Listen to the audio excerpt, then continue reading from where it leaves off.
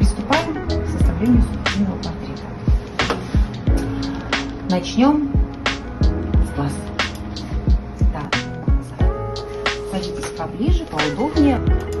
Переходим к следующему, к носу. Тоже носков много достаточно. Убираем, не торопитесь, сверху вниз. Волосы светлые, темные? Темный. Было одето, не вошло.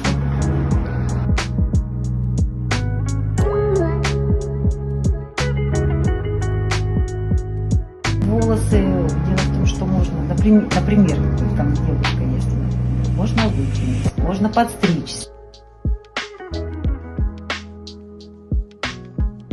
Особые приметы – это те